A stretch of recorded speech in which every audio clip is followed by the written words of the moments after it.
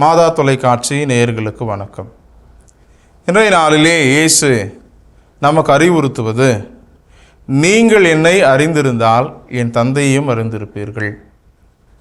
ஆக இன்றைக்கு நாம் சிந்திக்க வேண்டியது, நாம் எப்படி ஒரு மனிதரை அறிந்து கொள்கிறோம் அல்லது எப்படி ஒரு மனிதரை நாம் தெரிந்து கொள்கிறோம் என்கிற இந்த இரண்டு கேள்விகளுக்கு நாம் பதில் தேடுகிறோம் எனில், ஒரு மனிதரை நாம் எப்படி புரிந்து கொள்கிறோம், அவரோடு சேர்ந்து கடவுளையும் நாம் எப்படி புரிந்து கொள்கிறோம் என்பதை உணர்ந்து கொள்ள முடியும் என்பதை இயேசு அறிவுறுத்துகிறார். ஆக நடைமுறை வாழ்க்கையில் ஒரு மனிதரை நாம் எப்படி புரிந்து கொள்கிறோம்?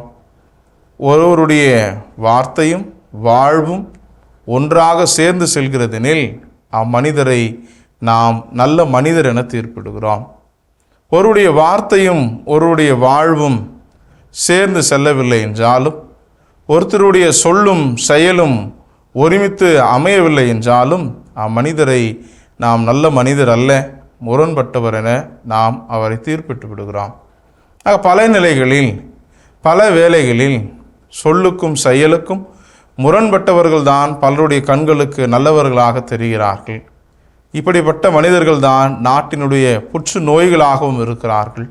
நாட்டையும் வீட்டையும் மனிதர்களையும் அழிப்பவர்களாகவும் இத்தகைய தன்மையுடையவர்கள்தான் இன்றைக்கு நிலைத்து வாழ்ந்து கொண்டிருக்கிறார்கள்.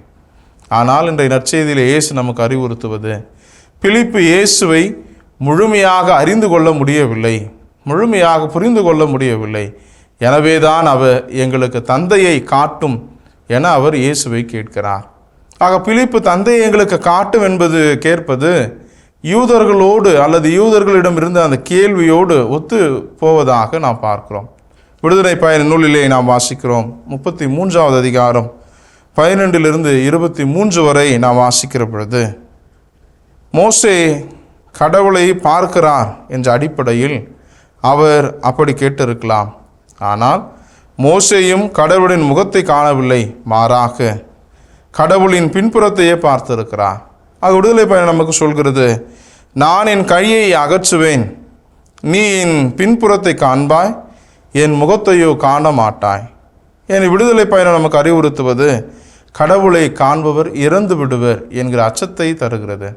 இந்த ஒரு பின்னோக்கு அடிப்படையில் தான் பிலிப்பு இயேசுவிடம் கேட்கிறார், தந்தையை எங்களுக்கு காட்டும், கடவுளை எங்களுக்கு காட்டும் என்று அவர் இயேசுவிடம் வினவுகிறார்.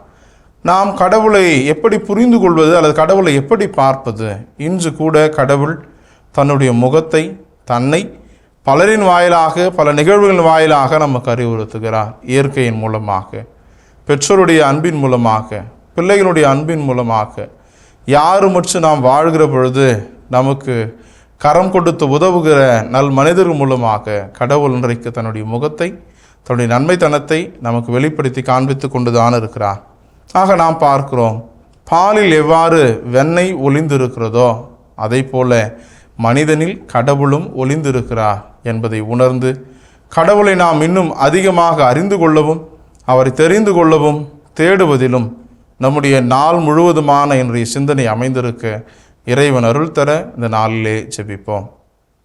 இயேசுவுக்கே புகழ், இயேசுவுக்கே நன்றி, மரியே வாழ்க.